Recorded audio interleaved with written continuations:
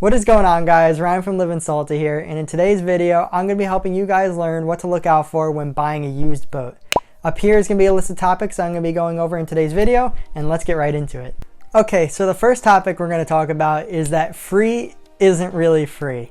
Now I'm going to put up an example on the screen right now of a boat that is currently been on free Craigslist in my local area here in South Florida. It's been advertised for about a week now, I think, and you can tell by the picture the boat is completely stripped of all the cabinets, all the wiring. It doesn't have a motor on it. The speakers and everything are pulled out. It's completely just a bare hull, which if you are an experienced person with building boats and the craft and everything that goes into it, this might be a good pickup for you if the hull is desirable. I'm not really sure if this is a desirable hull or not.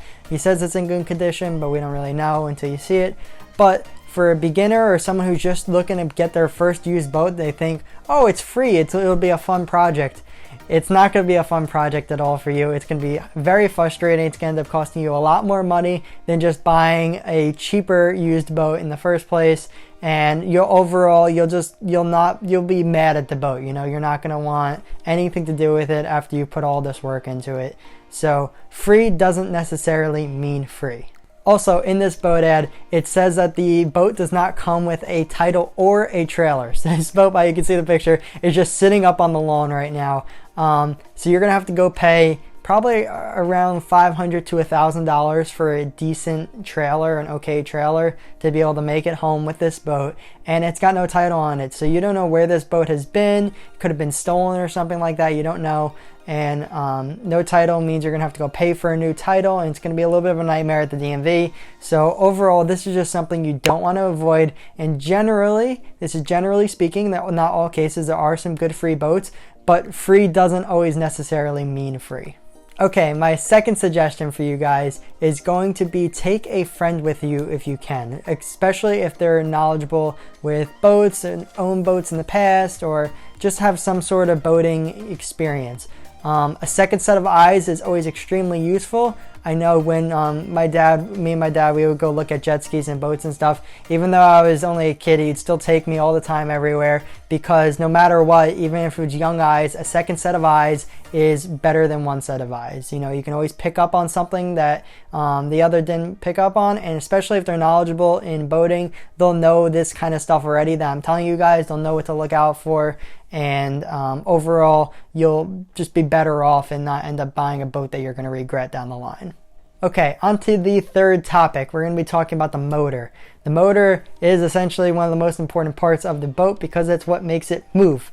So you want to make sure you have a good, reliable motor, because if you don't, any day you go out on the water, it's just going to be frustrating and you're not going to want to be out, and it's just going to turn into a headache and you're not going to have a good experience. So ideally, you want to buy a motor with less than 500 hours on it.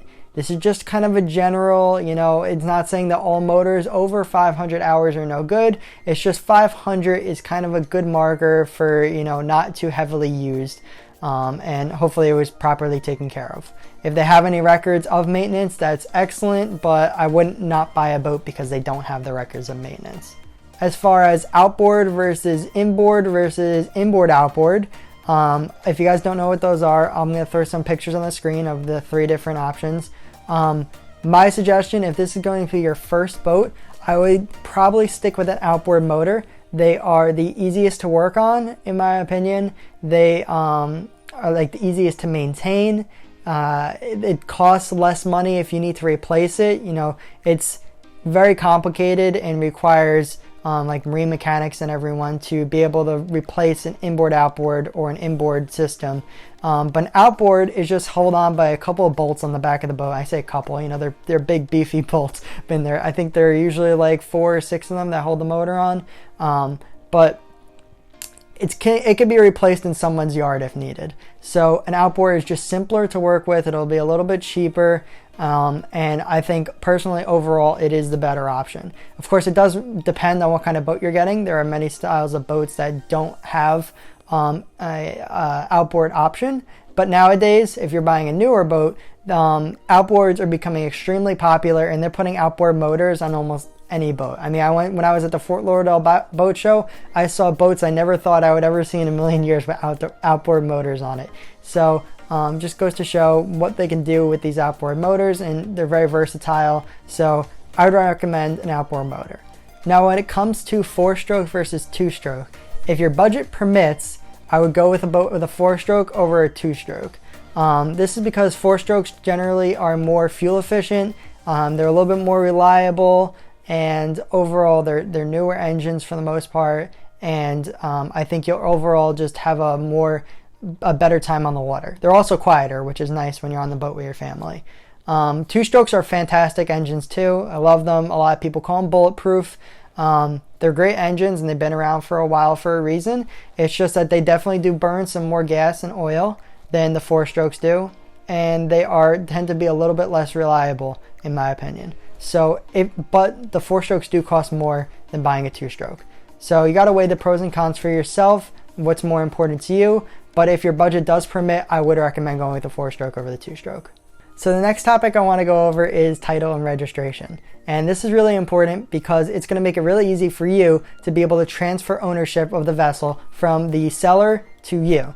So if they do have the title, it's definitely great, and you also know it's a better chance that the boat wasn't stolen or anything like that if they have the title, because if a thief comes and takes the boat out of your front yard, they're not going to knock on your door and say, hey, can you guys give me the title please? They're not going to do that. So if it has a title, it's a better chance that the boat wasn't stolen, and overall if you could buy a boat with the title and registration, it's even better. Okay, so the last point I want to touch on is hull condition. This is really important to be looking out for because you don't want your boat to have leaks, and if it has leaks, it's going to be taking on water, and then you're going to be sinking on the water, and nobody wants to be sinking on the water. I've been there a couple times and it is not very fun. So things you want to look out for is probably around the keel of the boat, which I'll throw a picture up on the screen of what that is. It's basically the backbone of the boat on the very bottom of the hull. And commonly people beach this up on sandbars, and this is also kind of what gets hit first if it gets hit by bottom. So if anyone were to bump into any rocks or anything and chip the fiberglass, you'd see it along the keel mostly, and you definitely want to inspect it because if it does need to be a repair, that's something to keep in mind when buying the boat. So the next part of the hull that you're going to want to be inspecting is the transom of the boat. If you guys don't know what the transom of the boat is, I'm going to put a picture here. Basically it is the back of the boat, and it's where the motor is hanging onto the boat, and you don't want there to be any stress cracks or any type of just wear over there. You need your transom of your boat to be solid, and you especially want to stay away, or you want to give a thorough inspection on boats with wooden transoms. Wooden transoms were used back in the day and aren't used anymore today because of rotting and everything like that that happens to wood over time. So you want to try to stick with a fiberglass transom and not a wood transom, or else your motor could rip off the back of your boat if the transom is in bad condition. And another thing you want to look out for with the hull condition is soft spots on the floor. So sometimes with boats, the floor on the inside of the vessel gets soft spots. And this is something you definitely want to avoid when buying a boat, because it's going to require cutting and fiberglass repair, and it's going to be a whole ginormous headache for you if you don't know anything about fiberglass and work and everything like that. So overall, you just want to stay away from boats with soft spots in the hull, and you want to just make sure that you look out for it when inspecting your boat. Alright, so there's a lot more stuff that goes into when buying a boat, but I wanted to keep this video a little bit shorter for you guys. It's just an overall very broad how to, what to look out for, buyer's guide for used boat market. There are tons of things that we could go over, like different boat styles, the price ranges in this crazy market that you should be looking out for, and good boat brands versus bad boat brands. Just make sure you guys do your research. If you guys want a follow-up video on this and you want to know a more in-depth guide about boats and stuff like that and what you should be looking out for, let me know down in the comments below. If you like this kind of video, make sure you hit the thumbs up button, consider subscribing down below.